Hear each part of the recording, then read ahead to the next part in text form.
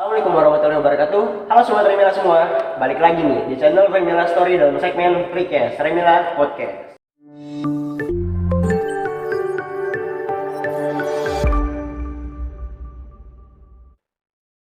Pada kesempatan podcast kali ini, kita akan membahas mengenai tentang dunia maya, yaitu sosial media, yang emang sekarang lagi marak-maraknya. Lalu, apakah itu bisa berdampak buruk bagi kita? Dan bagaimana solusinya? Dan alhamdulillah teman-teman, kita sekarang kedatangan Ustadz Amar. Assalamualaikum Ustadz Amar. Waalaikumsalam warahmatullahi wabarakatuh. Jadi Ustadz Amar ini yaitu salah satu konten kreator dakwah gitu, yang emang fungsinya ini ngebantu orang-orang untuk supaya bisa dibilang untuk menanggapin masalah-masalah yang ada di media sosial tadi. Oke, langsung saja kita pembahasannya. Ustadz Amar, gimana kabarnya Ustadz Amar? Ya alhamdulillah basah kuyup. Ya Allah, basah kuyup. Habis dari hujan-hujanan ini. Iya, hujan-hujanan, macet, gitulah Jakarta dah. Masya Allah. Terus gimana sekarang sibuknya? Ya, sekarang saya sibuk bekerja di pemerintahan gitu kan. Terus yang kedua mungkin sepanjang hari berkonten, menulis konten dan mempersiapkan beberapa penerbitan buku lagi. Oh, itu kalau konten kreator itu Ustadz kenapa Ustadz pengen jadi konten kreator alasan-alasan? Nggak pingin ya sebenarnya. Enggak pengen. Iya, maksudnya gimana ya? Itu ketika masa pandemi kan memang kita kan WFH, itu kan work from home, dan itu cukup nyantai, dan saat itu memang ada beberapa isu-isu besar yang terjadi di tengah masyarakat. Apa itu Ustaz? Merebaknya LGBT, terus saat itu ada juga isu rancangan undang-undang tindak pidana kekerasan seksual, dan itu ada pasal-pasal bermasalah yang sampai sekarang kita lawan, dan saya melawan itu gitu ya dengan mengonten di Instagram. Itu masalahnya apa aja sih sekarang tuh yang emang karena media sosial itu? Kalau di rancangan undang-undang itu sebenarnya secara umum niatnya bagus, ya niatnya bagus untuk melindungi perempuan dari pelecehan. Akan tetapi ternyata di sana itu ada yang membuka ruang bagi kaum LGBT atau kaum yang melakukan tindak kekerasan atau tindak pidana kaumnya Nabi Lut lah gitu, gitu ya. Dan itu ada pasal-pasal yang bermasalah di situ. Sisanya sih bagus, niatnya bagus, itu aja sih. Dan itu butuh pembahasan panjang. Tapi kalau permasalahannya apa aja itu boleh disebut nggak Mas? Permasalahannya sekarang tuh di apa aja gitu yang banyak gitu. Oke, kalau sekarang kan sudah sah ya, kita memang tidak punya pilihan selain mengikuti itu. Tapi ada masalahnya turunannya gitu yang masih bisa kita tahan. Di antaranya ada beberapa pasal yang saya sih tidak bisa menyebutkan pasal berapanya karena mungkin saya harus bawa teksnya gitu ya. Ya, di antaranya memang tadi membuka penafsiran bahwa ini bisa digunakan untuk melindungi LGBT. Iya. Padahal kan sebagai manusia, LGBT berhak hidup, berdampingan dengan kita dan lain sebagainya. Tapi orientasi seksualnya tidak boleh diwajarkan, karena orientasi seksual yang dikenal di negara Republik Indonesia yang berdasarkan Pancasila ketuhanan yang Maha Esa itu hanya heteroseksual, gitu loh. Hanya laki-laki menyukai perempuan, perempuan menyukai laki-laki berdasarkan teks agama manapun itu. Itu aja masalahnya sebenarnya. Tapi selain dari LGBT ini, itu juga termasuk dari efek media sosial. Nah ini yang asik ya tampaknya kalau kita bahas hari ini ya. Merebaknya LGBT belakangan ini, nanti mudah-mudahan nggak di-banned sama media sosial ya. Salah satunya memang karena media sosial. Karena sekarang tuh banyak pasangan-pasangan sejenis yang dengan bangga memamerkan bahwa ini loh pacar saya gitu loh. Nauzubillahi min dzalik, padahal pacarnya juga sesama laki-laki atau sesama perempuan. Atau yang kedua ada istilahnya cross dresser. Ini laki-laki tapi pakai kostum perempuan karena mereka bilang ya identitas saya dalam jiwa saya adalah perempuan, padahal fisiknya laki-laki. Ini kan lucu, mereka mau jadi perempuan tapi tidak mau menanggung beban dan tugas perempuan. Apa beban dan tugas perempuan? Mengasuh anak, sejak di dalam rahimnya dan lain-lain sebagainya gitu dan seterusnya. Ini yang kemudian menjadi salah satu sarana penyebaran LGBT di media sosial. Tapi media sosial itu netral. Media sosial itu cuma alat. Ibarat kata media sosial itu seperti sebuah jalan.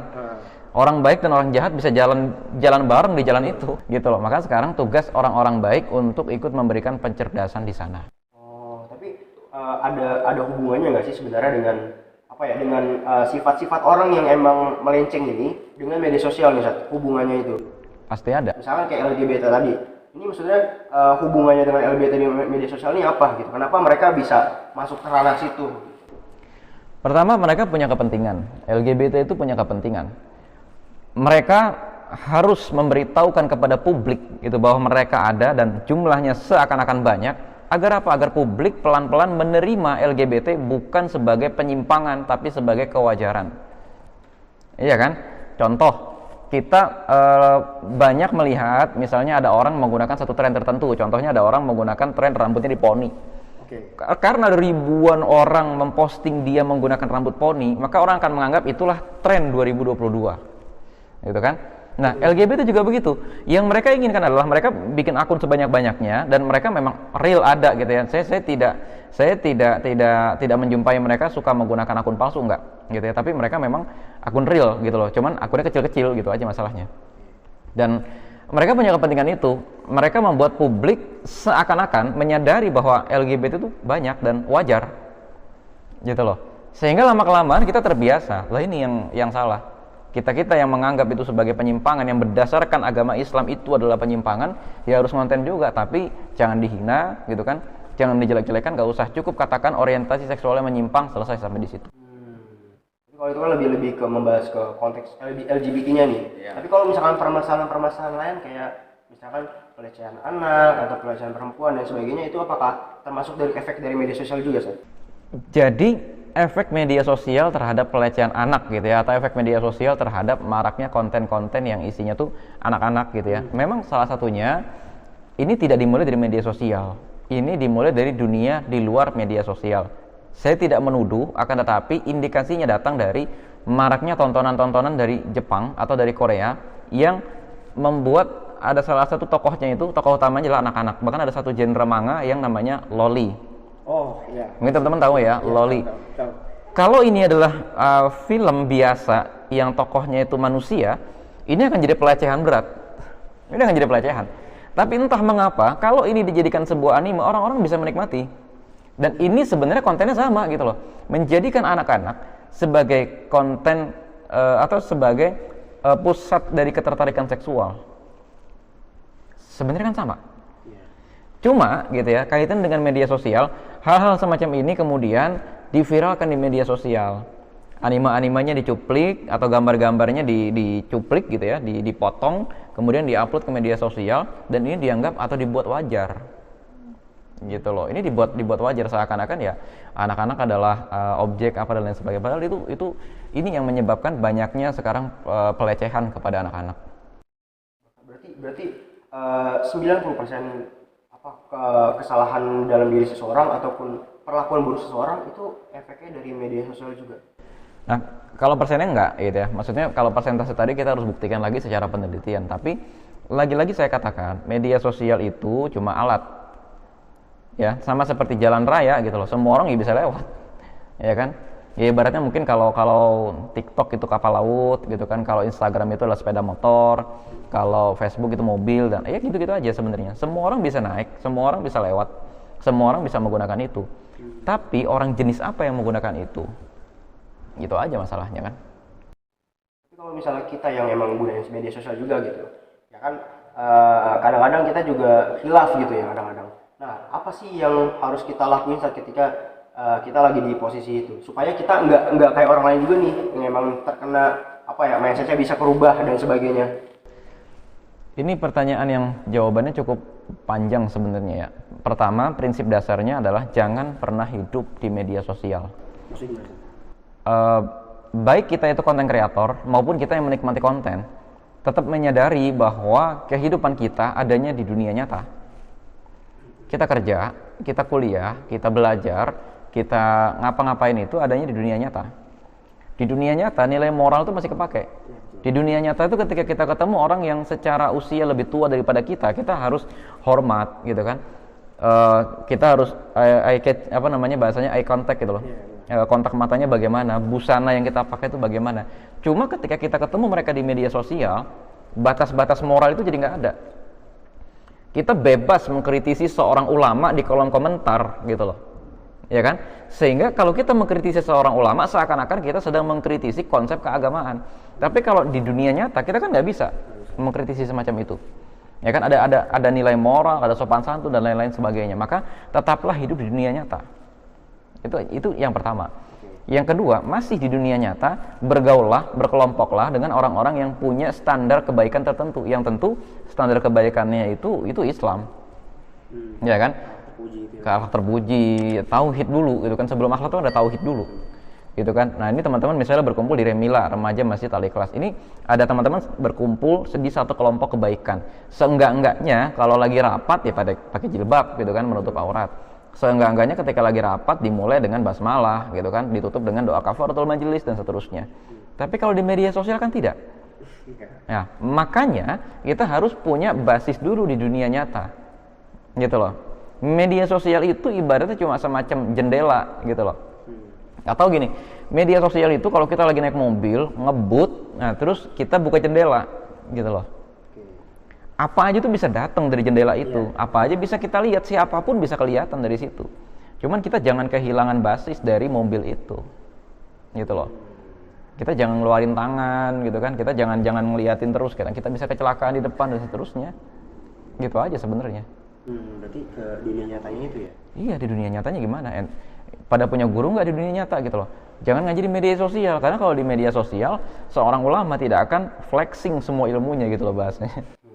Tapi kalau misalnya orang-orang yang bisa dibilang dia pengen kayak gitu, dia pengen punya hubungan yang emang baik sama seseorang yang baik gitu, dia pengen punya komunitas yang baik gitu, tapi dia sendiri anak rumahan emang dia anak rumahan ya emang susah bergaul bisa dibilang, yang akhirnya jadi kayak kehambat nih, dia pengen punya hal itu, akhirnya dia mainnya di media sosial terus. Itu gimana kan? Kalau kayak gitu kan bisa kemungkinan dia bisa terbawa arus media sosial. Anak rumahan tuh gimana? Apa bisnis properti?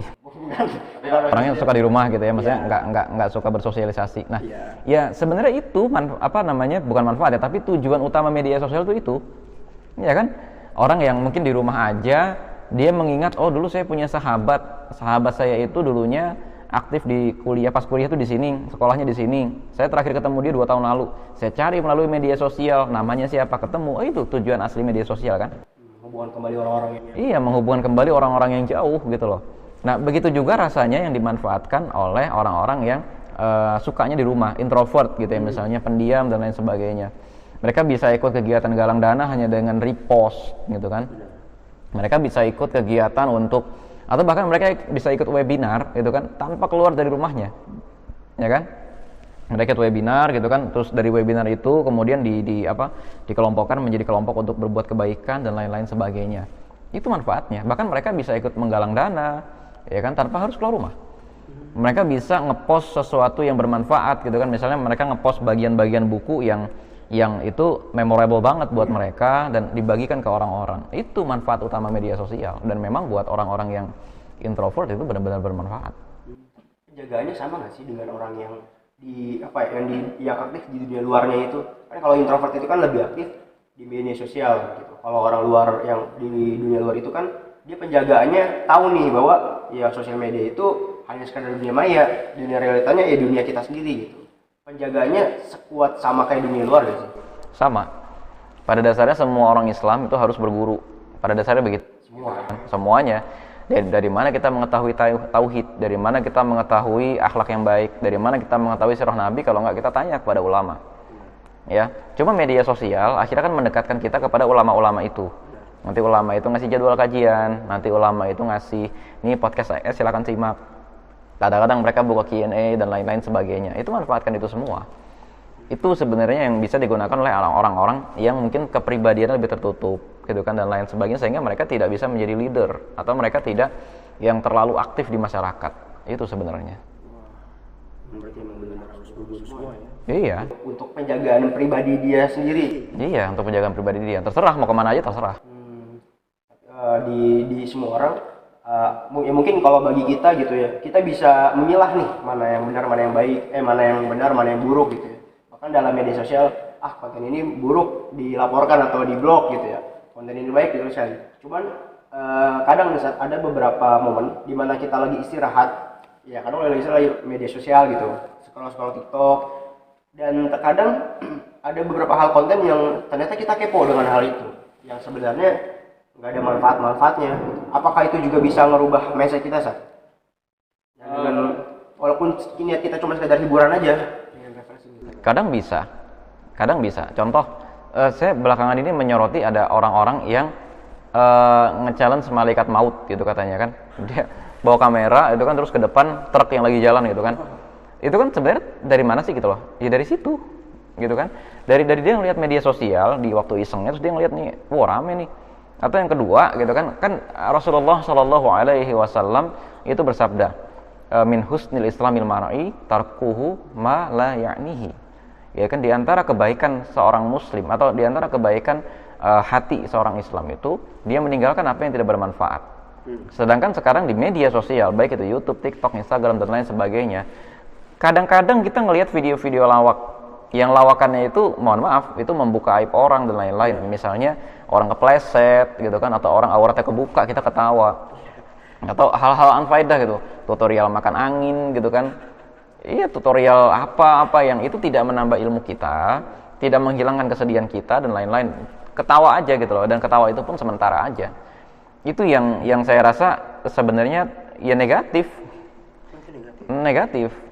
Bahkan apabila kalau kita misalnya sampai meniru apa yang ada di dunia media sosial itu dalam konteks yang buruk. Contoh, ini yang dikritik sama Habi sebenarnya, Habi Lame, tahu ya? Di TikTok Habi Lame yang orang mengkritik tips-tips yang malah bikin ribet. Gitu kan, kayak misalnya yang begini gitu loh. Iya kan? Dia orang Senegal kalau nggak salah, tapi sekarang menetap di Italia. Banyak hal-hal di media sosial yang tampaknya memberikan tips, tapi sebenarnya itu dia cuma nyari viral gitu loh. Dia melakukan sesuatu dengan lebih rumit agar itu jadi viral gitu loh. Atau misalnya lagi di media sosial itu sekarang banyak orang-orang yang akhirnya cuma gara-gara pengen viral dia mencari perhatian dengan joget-joget nggak jelas, membuka auratnya, atau memamerkan konten kemesraan dia dengan orang yang bukan mahramnya dan lain-lain. Nah itu yang negatif. Terus seberapa penting profesi saat ini sebagai konten kreator dakwah? Kalau profesi bukan ya. Kalau profesi itu kan ada sistem profesinya gitu ya, ada sertifikasi dan lain sebagainya. Saya rasa konten kreator itu masih bisa disebut sebagai hobi saja gitu ya. Nah, tapi saya rasa saya berjejaring dengan banyak teman-teman saya gitu ya. Ada Alfi Al-Ghazi misalnya, ada Habib Hussein Basyaiban, ada ya banyak deh, Ustadz Muzamil Asbalah, saya beberapa kali ketemu sama beliau. Ya kita ngobrol, kita sepakat gitu loh bahwa kalau kita nggak masuk di hal-hal semacam ini, maka yang masuk itu orang-orang yang bawa nilai merusak, gitu loh, iya kan? Iya. Memang kadang-kadang gitu kita kepleset, kadang-kadang kita salah ngomong, kadang-kadang teman-teman kita salah ngomong, tapi gampang tinggal diluruskan aja gitu loh, tinggal diluruskan aja. Lain halnya kalau misalnya ini ada orang emang ngomongnya salah sekalian gitu loh. Ini lebih susah lebih susah di kantor, gitu kan? Emang kita sadar kita harus masuk gitu loh. Ya kan sekarang di media sosial ada orang yang dia lepas jilbab, terus dia bilang kalian siapa ngejat saya? Ya dia lepas jilbab, itu aja kan masalahnya kan? Iya. Dia lepas jilbab, dan dia lepas jilbab itu, gitu kan? Terlepas dari apapun motif dia, kita katakan lepas jilbab itu dosa. Terlepas dia mau bilang kalian siapa ngejat saya berdosa? Yang mengatakan itu berdosa itu Allah, karena membuka jilbab, menutup aurat itu perintah Allah. Lah sekarang kalau dia tidak mau dikatakan berdosa, gimana? Gitu loh. Atau ada orang misalnya berzina, ya kan? Terus dia mengatakan, ya siapa di antara kalian yang tidak punya dosa? Oke. Tapi dia sepakat kan bahwa zina itu dosa, dan ketika dia menyiarkan perzinaannya itu, artinya menyiarkan itu dia ngasih tahu ke orang bahwa dia berzina, dan dia mengatakan kepada semua orang, kalian nggak apa-apa kok berzina. Itu udah salah. Udah salah, iya kan? Posisi itu emang sepenting itu kan untuk masuk ke ranah itu. Iya, dan media sosial kan begitu, viral gitu loh itu semua tuh kan, viralnya. Cepet banget. Apalagi kalau kita bicara kehidupan selebritis gitu ya, selebriti cerai gitu kan, selebriti itu bermesraan dengan pacarnya, hidup. Oke, belakangan ini ada fenomena flexing, tahu ya? Flexing itu dia beli barang-barang mahal gitu kan, terus dia bilang wow murah banget gitu kan. Terus dia ada orang main ke rumah dia, ternyata rumah dia tuh beneran mewah, istana deh gitu kan, yang bahkan istana negara aja nggak begitu gitu loh. Lebih mewah rumah dia. Iya, ternyata itu semua adalah produk sponsor gitu loh. Dia sedang disponsori oleh satu perusahaan agar orang-orang itu ikut beli produk yang dia pakai agar perusahaan ini bisa cuan gitu loh. Nah, kan kepentingan kita tuh itu gitu loh, agar jangan sampai masyarakat jadi korban bisnis, agar jangan sampai masyarakat itu hidup bermegah-megahan. Dan bener kan, beberapa konten kreator yang akhirnya flexing kekayaan dan lain sebagainya mulai kena masalah satu persatu. Iya benar. Itu yang jadi persoalan. Dan akhirnya sekarang masyarakat terlanjur gitu loh. Terlanjur melihat bahwa flexing kekayaan gitu kan itu adalah hal yang bagus gitu loh. Dikit-dikit liburan bilangnya healing gitu kan, padahal kerjaan belum selesai. Terus sosokan beli makanan mahal, dan ini saya rasa mulai berpengaruh loh. Beberapa kafe dan mayoritas kafe di Jakarta mulai menaikkan harga menunya loh. Karena media sosial. Karena media sosial. Karena apa? Banyak orang di media sosial akhirnya merasa kalau saya beli makanan mahal maka prestis saya akan naik. Dan saya perhatikan ya di kedai-kedai kopi di mana itu mulai muncul menu-menu makan yang harganya di atas 40.000. Yang padahal kalau kita bikin sendiri atau kita beli di warung-warung biasa itu paling harganya 12.000 atau 13.000. Kenapa? Karena mereka terpengaruh dengan media sosial, dan pembeli-pembelinya juga ketika beli itu merasa ada prestis. Mereka bisa unggah itu di media sosial, lalu mereka mengatakan, keren banget makan di situ gitu loh. Dan orang datang makan di situ bukan karena lapar, tapi karena prestis. Dan lebih ke gengsi juga. Gengsi. Dan banyak kafe-kafe yang mempersiapkan spot khusus untuk foto, dan ketika orang foto di sana juga merasa gengsi. Saya di sini berarti orang kaya. Gitu loh. Bahkan media sosial itu bisa masuk sampai ke ranah. Bisa mempengaruhi budaya pop, bisa mempengaruhi budaya di satu zaman gitu loh. Ini berarti media sosial tajam banget sebenarnya ya. Sebenarnya. Bahkan untuk masalah hal keburukan itu bisa merubah mindset kita gitu ya. Bahkan even ketika yang di-share adalah sebuah kebaikan, ini akan bisa mempengaruhi banyak orang. Contohnya kebaikan, nikah cepat atau nikah muda. Kebaikan kan, kebaikan. Tapi ketika ini menjadi sebuah tren, mohon maaf, di dalam Islam sunnahnya bukan nikah muda, tapi nikah ketika siap. Ali bin Abi Thalib radhiyallahu anhu itu menikah pada usia 25 tahun. Dan sekarang trennya kan orang menikah umur 20, umur 19 udah minta nikah gitu kan, seakan-akan masalah hidup tuh akan selesai ketika mereka nikah gitu. Harga-harga akan turun gitu kan. Makanan-makanan akan jadi murah, jalanan udah nggak macet lagi itu kalau mereka nikah pokoknya. Padahal justru malah tambah masalah. Justru tambah masalah. Kondangan dia aja bikin macet kan? Iya. itu kan satu contoh masalah. Dan ini ketika diviralkan di media sosial gitu kan, please, tidak semua orang punya privilege seperti Anda, dan tidak semua pernikahan muda itu berakhir seperti Anda. Gitu loh. Maka yang terpenting dalam Islam itu bukan nikah muda, tapi nikah ketika siap. Banyak banget sekarang yang nikah muda. Iya. Bahkan umur 19 baru lulus SMK aja udah ada yang nikah. Umur 19 udah nikah segala macam gitu. Ujung-ujungnya apa nanti? Ya tidak semua gitu kan. Banyak kok pernikahan muda yang berakhir dengan baik sekali gitu kan. Akan tetapi lebih banyak lagi pernikahan muda yang berakhir bercerai di usia 2 tahun pernikahan dan lain-lain. Karena nggak siap secara emosi.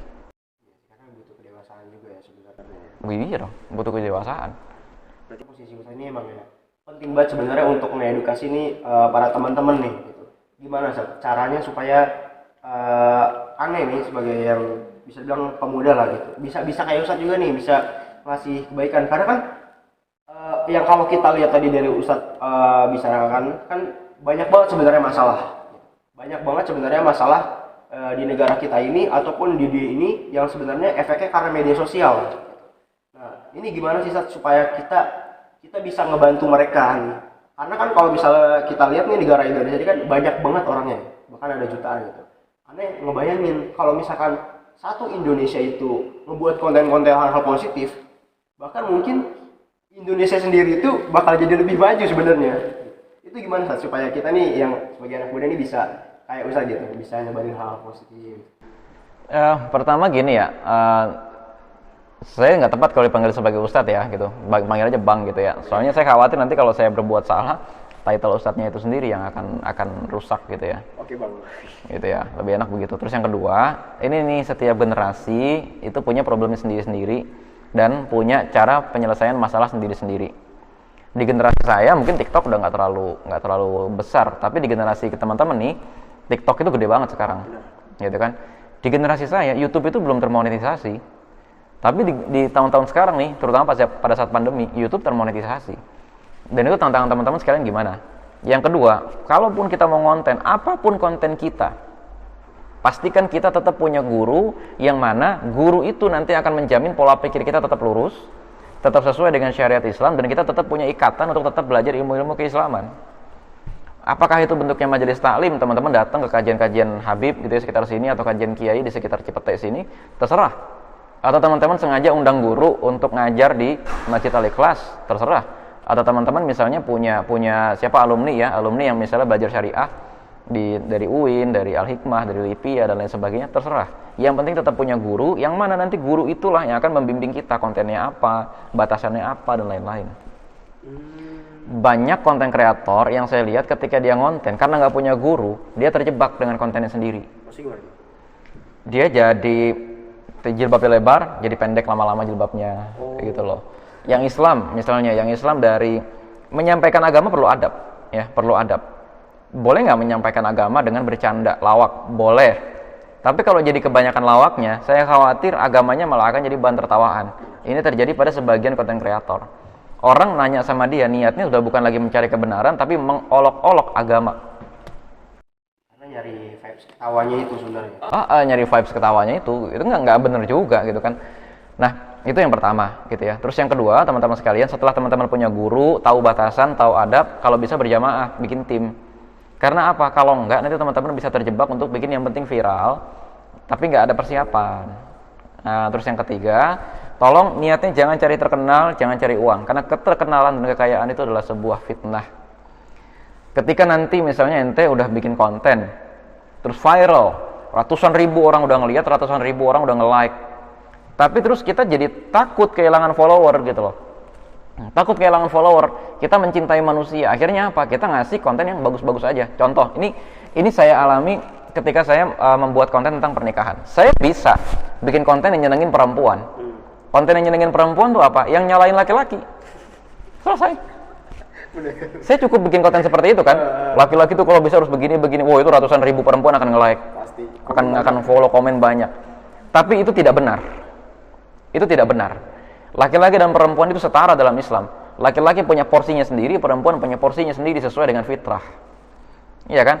Kesalahan perempuan itu apa? Akan kita buka. Ini loh kesalahan yang menyebabkan rumah tangga itu hancur. Ini loh kesalahan yang menyebabkan perempuan itu mungkin gak nikah-nikah atau dipandang buruk oleh laki.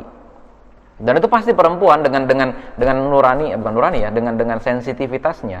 Dia akan, apa nih, masa perempuan boleh diajar, emang perempuan selalu salah dan lain sebagainya. Biarin. Yang saya katakan di situ adalah kita harus imbang. Jangan takut kehilangan follower, karena kalau kita takut kehilangan follower, kita tidak akan bisa mengatakan kebenaran. Itu yang pertama. Kita berhenti di situ. Berhenti sampai di situ. Ketika dia nulis konten hanya untuk mencari likers dan follower, selesai, Anda sudah bukan lagi berdakwah. Gitu loh. Yang ketiga, yang terakhir gitu ya. Ini kalau bisa jangan konten untuk nyari uang. Saya ketika ngisi acara tuh kadang-kadang panitia suka nanya red card. Saya bingung kadang, red card tuh apa ya? Saya sama bingung juga gitu loh. Saya tanya-tanya ke teman-teman saya sama konten kreator, ternyata akhirnya saya tahu red card itu biasanya adalah sebuah rate atau sebuah rentang biaya khusus yang dibayarkan oleh panitia ketika panitia itu ngundang seorang konten kreator. Contoh, kalau follower dia 10 sampai 50 ribu, dia dibayar 500 ribu. Follower dia 50 ribu sampai 200 ribu, dia akan dibayar range-nya itu kira-kira mungkin 500 sampai 1,5 juta. Kalau follower dia 200 ribu sampai 500 ribu, itu dibayar 3 juta, 500 sampai 1 juta, dia akan dibayar mungkin 10 jutaan. Saya bilang, jadi mereka cari uang? Iya. Oke, nggak masalah kalau memang itu dianggap sebagai sebuah pekerjaan profesional. Misalnya, mengiklankan air minum, ini ada air minum mereknya Al-Ikhlas, atau misalnya ini ada TV, mereknya apa gitu ya, atau misalnya ada mengiklankan sebuah program. Oke, fine, itu mereka bekerja profesional. Tapi kalau kemudian mereka jadi takut menyampaikan kebaikan gara-gara itu, atau mereka menyengaja gitu loh bikin konten biar orang tetap tidak kabur dari IG dia, dari YouTube dia, atau dari dari TikTok dia dan lain-lain sebagainya, saya rasa itu nggak bener lagi gitu loh. Dan saya rasa ketika seseorang ketika berdakwah itu udah mulai matok, itu nggak bener ya. Ada orang mengatakan, ya itu kan buat ngelatih adab juga, biar mereka menghormati kita. Oke, kalau memang niatnya ngelatih adab panitia, atau kalau memang niatnya ngelatih adab orang yang undang acara, misalnya ya, ente datang, jelaskan aja kepada mereka. Lain kali kalau ngundang ulama, nanti caranya begini ya, gitu loh. Selesai urusan. Daripada matok biaya gede-gede 30 juta, 40 juta, kenapa dia dibayar gede? Nggak ada follower gede? Nggak gitu. Gitu loh, nggak gitu. Itu bukan dakwah lagi namanya, itu namanya sudah bekerja untuk mencari uang. Oh beda. Bekerja dalam arti ente cari nafkah, itu dakwah kepada diri sendiri untuk memerdekakan diri kita dari kefakiran. Tapi kalau ente berdakwah dalam tanda kutip, bermajelis, menyampaikan ilmu, tapi niat menyampaikan ilmu itu kecampur dengan niat mencari uang, mohon maaf itu sudah bukan lagi dakwah. Dan itu dihindari oleh para ulama meskipun tidak haram. kalau misalkan kita bekerja untuk berdakwah, Bekerja untuk Allah gimana maksudnya? kayak misalnya kita bekerja, kita nyari uang, tapi uang itu untuk dakwah juga tuh masih masuk. Yang bagus begitu memang. Yang bagus begitu, banyak ulama-ulama ya di dunia ini yang oke, mereka ngajar, bikin majelis dan lain sebagainya, tapi profesi mereka apa? Pedagang. Gitu loh. Banyak ya ulama-ulama yang saya kenal, Ustadz Khalid Basalamah gitu ya dan lain-lain sebagainya itu mereka memang konten di YouTube, tapi mereka tidak mengambil uang dari AdSense. Enggak, itu bisnis mereka sudah banyak. Tapi kayak sayang banget ya sih. Enggak sayang, karena kalau nanti saya beberapa kali mendengar begini. Kalau mereka bilang begini, kalau saya sampai ketergantungan dengan uang dari AdSense yang ratusan juta itu, ketika saya dihadapkan untuk bicara kebenaran, padahal kebenaran itu tidak disukai oleh pendengar atau tidak disukai oleh orang yang nge-follow saya, maka saya akan takut mengatakan kebenaran itu. Gitu loh. Orang tidak akan bisa lagi mengatakan sebuah kebenaran kalau dia terlalu jauh mencintai manusia atau dia terlalu tergantung dengan manusia, dan media sosial itu menggambarkan itu. Dia tergantung dengan likers, dia tergantung dengan followers, dia tergantung dengan orang yang watchersnya dia selama ini.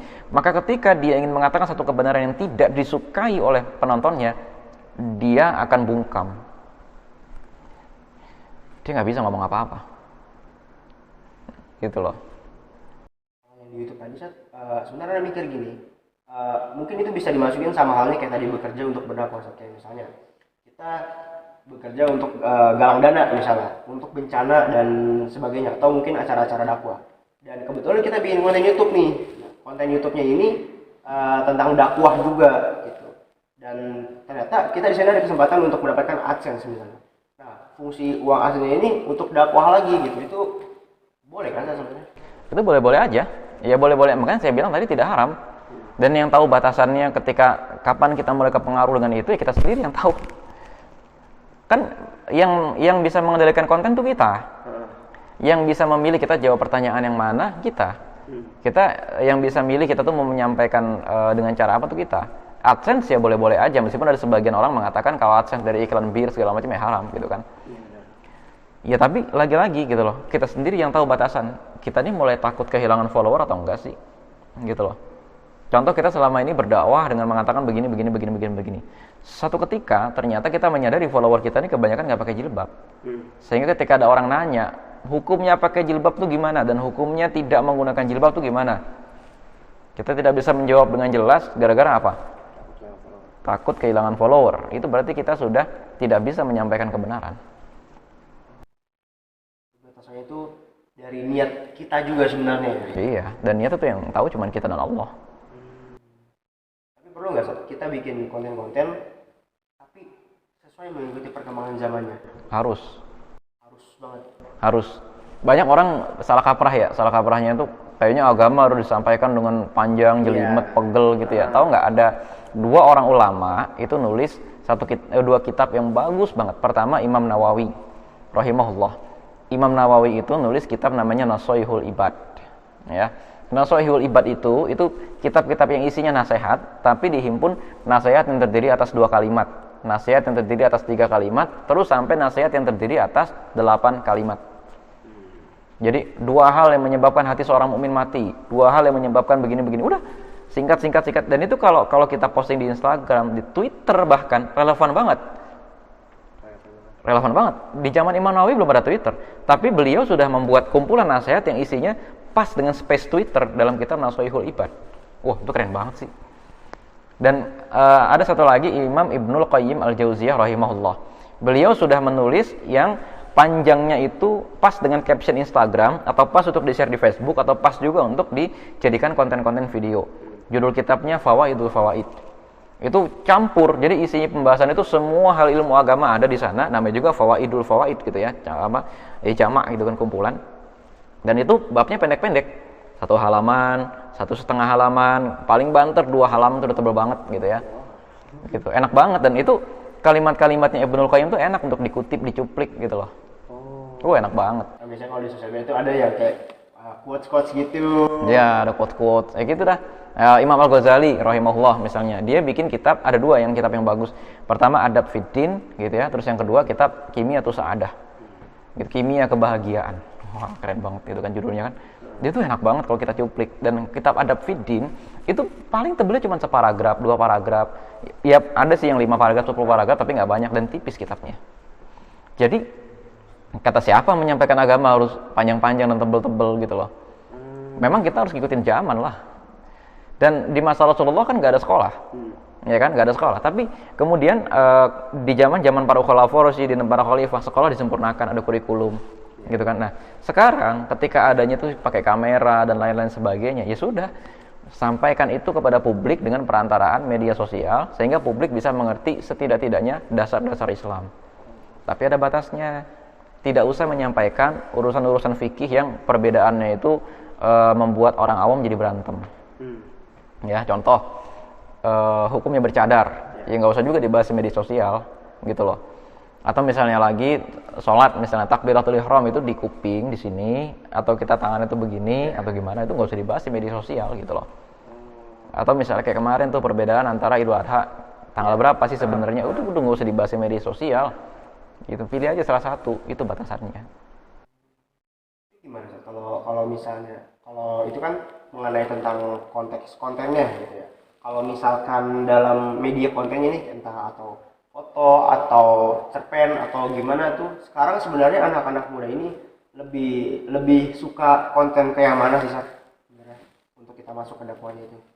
Kalau lebih suka yang mana ya, mereka akan ngikutin media sosial sesuai dengan bidangnya masing-masing gitu loh. Jadi kalau mereka ke Instagram ya pasti mereka akan lihat foto. Kalau mereka ke YouTube ya pasti mereka akan lihat video. Gitu. Kalau mereka ngelihat TikTok ya berarti mereka akan ngelihat video-video singkat gitu-gitu aja. Jadi kalau dikatakan lebih suka yang mana, anak muda lebih suka yang ringan-ringan, udah itu aja. Dalam gambaran besarnya rata-rata anak muda lebih kemana nih sebenarnya kontennya? Kalau anak muda itu ya saya rasa sekarang main Instagram dengan TikTok sih. Itu yang paling besar itu. Video dan foto dan gambar. Gitu ya. Video, foto, gambar. Jadi untuk menjelaskan konsep-konsep agama yang rumit, ada yang pakai bagan gitu kan, ada yang pakai tulisan singkat dicuplik dan lain-lain sebagainya gitu kan. Kalau di TikTok kan ada yang pakai badan gitu kan, tiga hal yang menyebabkan agama itu beringin, 1, 2, 3 gitu-gitu kan. Oh iya ada.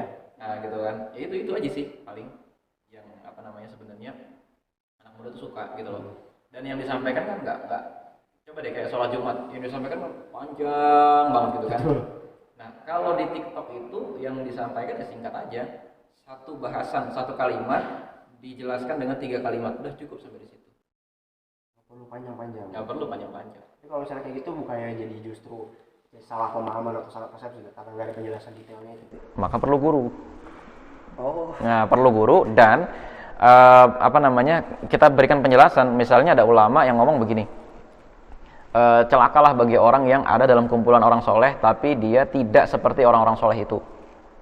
Itu kata-kata Ibnul Qayyim al-Jauziyah ketika menafsirkan surat Al-Balad ya, surat Asy-Syams ya. Wa qad khaba man dassaha gitu kan.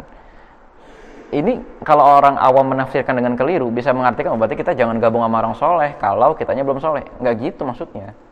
Maksudnya adalah kita udah dalam lingkungan orang soleh, tapi kalau kita masih berbuat jahat tuh rugi banget. Ente udah dalam lingkungan orang soleh ya ikut soleh kayak malah berbuat jahat gitu loh. Kan gitu yang benar. Makanya perlu dijelaskan. Jadi emang selain dari media sosial, kita juga perlu berguru juga untuk mengkonfirmasi lah ya lebih tepatnya. Terus kalau misalnya kita sebagai pemuda nih kan, sebagai abang lah ya, sebagai anak muda nih, kita nih perlu nggak untuk berdampak juga kayak abang kemarin?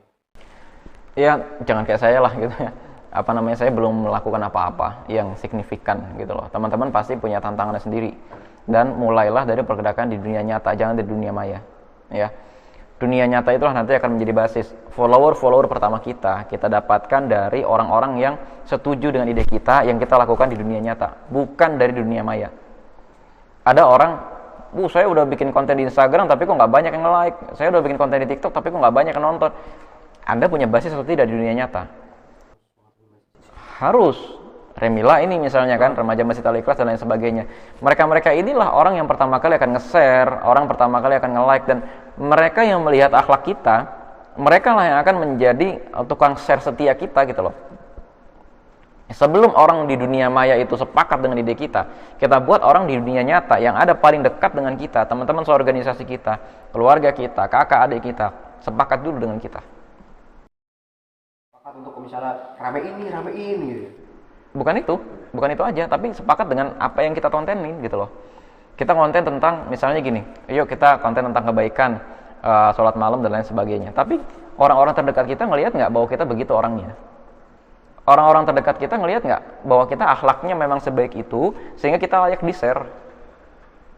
Orang-orang di sekeliling kita yang kenal kita di dunia nyata ngendorse kita nggak gitu loh, bahwa ini orang emang akhlaknya bagus dan ketika dia ngomong sesuatu yang baik memang dia baik orangnya, nih share, nih saya share, silakan like, silakan follow, silakan undang dia dan seterusnya.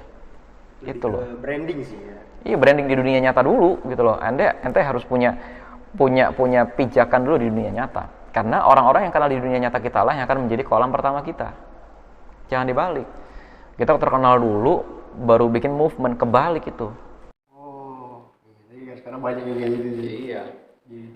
Jadi nyari viral di dunia maya dulu, baru nanti ketika itu baru nyari hubungan di dunia nyatanya. Nah itu dia. Padahal yang benar, kayak misalnya Ustadz Hanan Attaqi, kenal kan? Kenal. Ustadz Hanan Attaqi itu dia belajar dulu di Al-Azhar, gurunya banyak.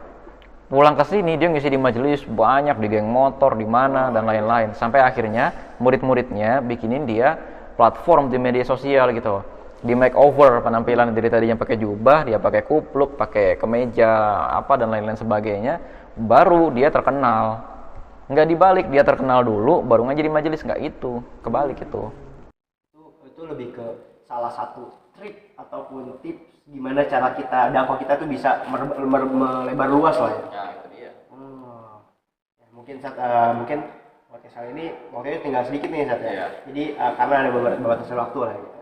Nah jadi untuk teman-teman yang tadi aneh bisa simpulin ya, kita nih untuk anak muda ya, karena di media sosial ini sangat banyak permasalahannya yang efeknya ke dunia nyata kita ataupun perilaku kita. Bahkan mungkin ya, entah itu mungkin cowok atau cewek-cewek, pasti akan banyak sering yang overthinking ketika malam hari, galau-galau malam hari dan itu banyak kejadian sama orang-orang sekitar kita. Ya akhirnya konten media sosial ini gitu ya, itu ngebuat quotes yang emang sesuai dengan kehidupannya, yang justru bukannya tambah semangat, justru malah tambah sedih. Yang akhirnya kan kayak, nih kontennya sesuai nih sama perasaan gua. Yang seharusnya kan media sosial itu kita pengen nih ngebantu orang-orang yang tadinya lagi down banget. Kita pengen nih orang-orang ini juga merasakan semangatnya kita juga pengen ngebantu orang-orang dari kesalahpahaman gitu. Makanya betapa pentingnya peran kita sebagai anak muda itu untuk nge-share hal-hal positif, nge-share konten-konten yang baik juga, ataupun juga mendukung channel-channel yang baik. Kayak misalnya YouTube Remila Story ya kan, dan IG Remila Official gitu. Ya itu sangat penting. Selain daripada kita membuat konten, kita juga bisa mendukung seperti tadi Ustadz Amar bilang gitu kan. Kita membuat nih lingkungan kita dulu, lingkungan basis gitu ya. Baru kita masuk ke media sosialnya supaya mendukung gitu. Mungkin dari Ustadz ada kata-kata sebelum penutupan untuk teman-teman semua di Remila. Oke, sebagai penutupan nih teman-teman, mudah-mudahan istiqomah gitu ya. Sebelum kita masuk ke media sosial, saya harap teman-teman pada punya guru di dunia nyata. Ikut majelis taklim ya, atau cari murabi, atau cari yang penting guru deh ya. Dan jangan pernah meninggalkan jamaah orang-orang soleh ya. Di Remila ini kan misalnya ada konflik apa segala macam, tahan aja. Namanya dakwah yang begitu ya. Namanya dakwah yang kayak begitu, udah tahan aja dulu. Itu yang pertama. Yang kedua, silakan konten tapi jangan melanggar batas-batas etika dalam Islam. Ya, yang perempuan-perempuan yang nggak usah joget-joget lah. Masa ngomongin agama sambil joget itu gimana urusannya? Ibarat katanya pengen ini kali, pengen ngikutin zaman kan. Nah, ikutin zaman itu bukan zaman gitu kan. Ya dari zaman dulu juga kayak zaman dulu pun begitu. Iya. Justru yang ditentang oleh Islam ya, Anda itu harus punya adab ketika menyampaikan persoalan agama. Saya lihat di media sosial banyak orang keasikan ngomong sehingga adabnya mungkin tidak dipakai gitu loh. Ya kalau kita menyebutkan nama satu ulama yang sudah wafat, sebutkan dengan nama rahimahullah atau Allahu yarham misalnya. Kalau kita menyebut nama Nabi, sebutkan alaihi salam. Kalau kita menyebut nama sahabat Rasulullah, ya sebut saja radhiyallahu anhu atau radhiyallahu anha. Kalau kita menyebut nama Rasulullah, ya sebut sallallahu alaihi wasallam dengan jelas. Itu diantara adab. Ada lagi. Itu aja, nggak usah panjang-panjang, bosen ntar. Iya sih betul.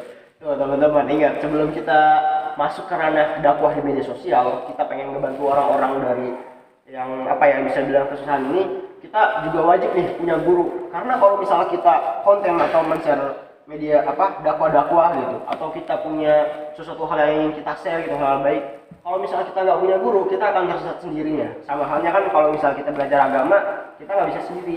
Kita belajar agama juga harus punya guru gitu. Kalau misalnya kita nggak punya guru, yang ngajarin siapa, ya kan? Rasul aja punya ngajarin Allah gitu, Rasul aja punya guru. Masa kita nggak punya guru, sombong banget gitu ya kan ya, bisa dibilang. Nah untuk teman-teman semua, jangan lupa juga, ini sebelum kita tutup, jangan lupa juga untuk subscribe dan like dan komen YouTube-nya Remila Story. Dan jangan lupa juga follow IG-nya Remila Official, Remila_official, supaya mendukung dakwah-dakwah kita juga nih. Gitu. Lalu juga jangan lupa, tadi seperti Ustadz Amar bilang, bahwa kita mengikuti perkembangan zaman. Nah makanya kita ada TikTok juga guys. TikToknya itu Remila 1976. Nah terkait dari itu, Remila juga jualan. Jualannya apa? Jualan bucket ataupun box gitu ya. Nah, nanti coba teman-teman lihat itu ya kan di IG-nya, yaitu _Remila_shop.